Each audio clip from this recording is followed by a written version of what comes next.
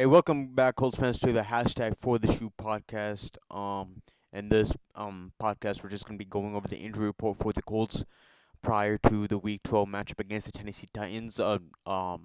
Division lead on the line. So for the Colts, key players that are out would be Ryan Kelly, Bobby Okereke, and on the injury reserve slash COVID-19 list, DeForest Buckner, Danico Autry, and Jonathan Taylor are all out. DeForest Buckner and Danico Autry both have COVID-19. Jonathan Taylor, it is unclear whether or not he tested positive for COVID-19 or if he was just a close contact.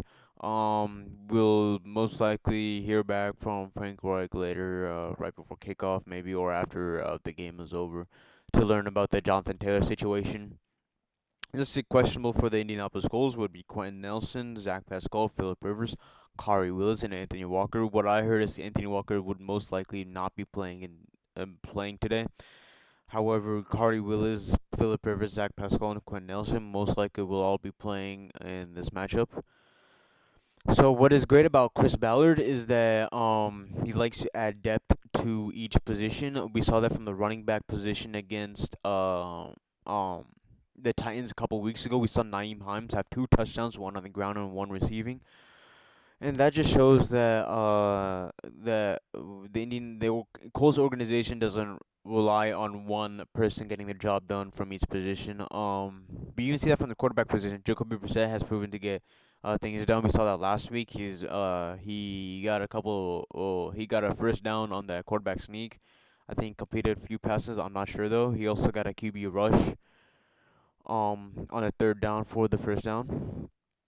Uh, so that's what's great about Chris Ballard. So hopefully, if Naeem Hines puts up the performance he did a couple weeks ago against Tennessee, we should have no trouble pulling out the dub in this game against the Titans. Especially since it's at home, it should come to the advantage of the Colts.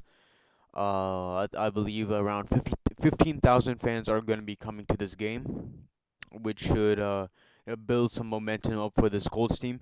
On the defensive side, although Danico Autry and DeForest Buckner are huge blows, keep in mind we still have Justin Houston, Grover Stewart, Muhammad, Kamoko Toure. We still got all those people who are lined up ready to go. Toure only played a combined of 8 snaps last week, so if you didn't hear much action from him, it's not because he played bad, it's just because he didn't get a lot of snaps. I expect him to get a lot of snaps for this game. I think Stallsworth is going to be taking the place of DeForest Buckner in this matchup. He's the backup nose tackle.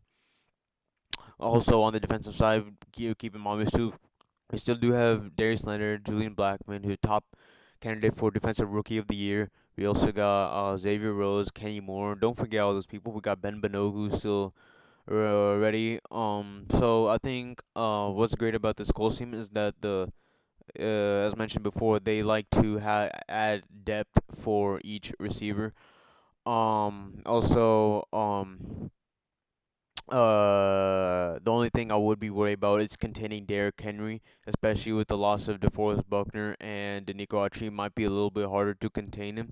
Last week, when we last played him, he did have over 100 yards. I think he had around 105 or so, something like that. So as long as you just keep him in that 80 yards to 100 yards range, um you should have no trouble stopping this Titans offense. By offense, I mean mostly the running game. The passing game, I'm not too worried about. They're not the best.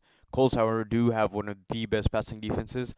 Ryan Tannehill I would say he's highly inconsistent once he's pressured by the opposing D line.